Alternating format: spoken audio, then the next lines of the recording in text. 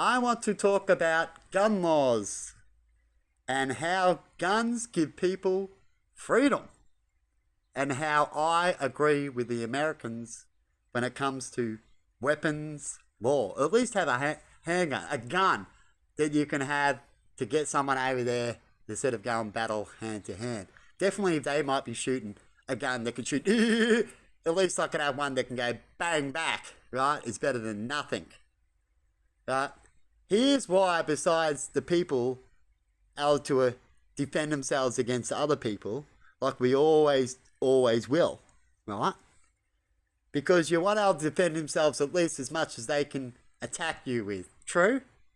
So when you have no gun rights, people who want a gun, the bad guys, will get a gun to get you. Right? So if you live in a country with no weapons, you're not allowed to have a weapon. You're not allowed to have the right, as you've given your right to the government. And you're saying that you believe the government will always be there for you, for your protection, when people come to get you in all sorts of ways. Right? So if we had all of a sudden China fly over with all these soldiers because they got to take some country, and they'll think, which country is easier to take? Would you take Australia or England or America?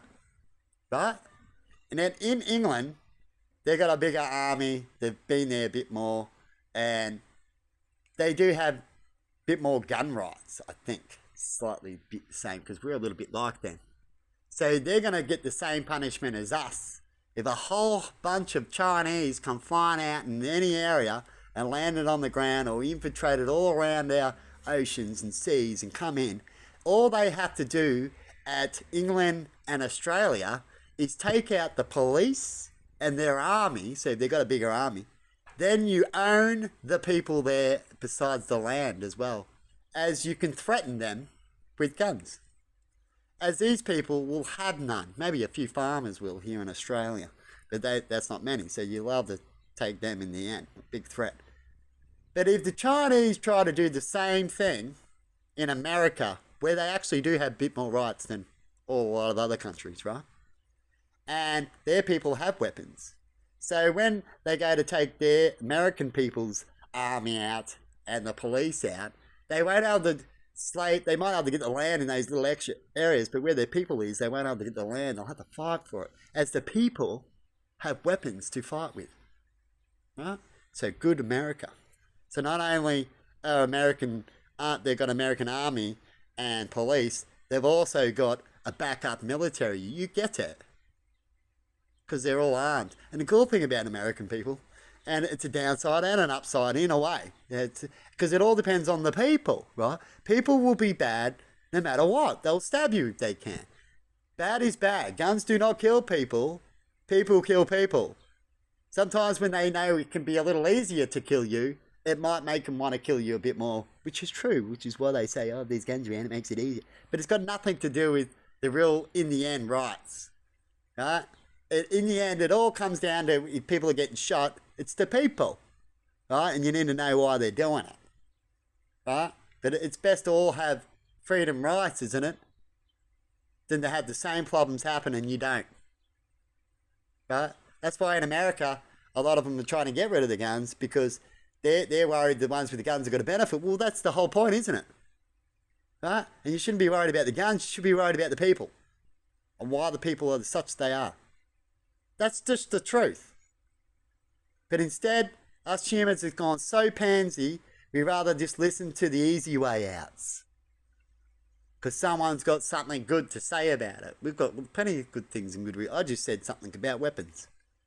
And we're going to hear the other person, who rather just say, but if they're not around there, then this way. Bullshit.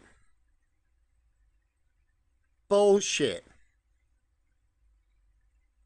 And if we have weapons around and the violence does go up, it just shows that people can do things a little easier, so they did.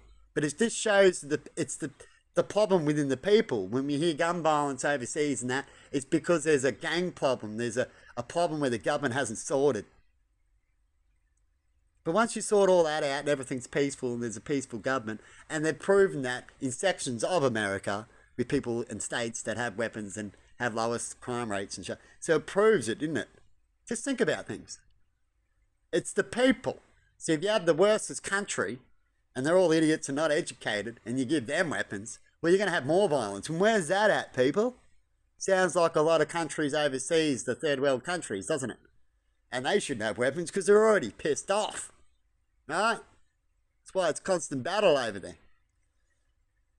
But I'm saying maybe a country that's so crazy like that, you might have certain rules till you get to at least rules of peace. Once you've got rules of peace, these countries have no rules of peace. They have rules of domination with weapons. So they have a lot of violence, don't they? They don't get along. But with rules of peace and decency, and if people want to shoot in that, they're going to look like a fool, aren't they? But with rules of no decency and people shoot, well, they've got plenty to say because they're trying to get their rights. Anyway, have a good one, people.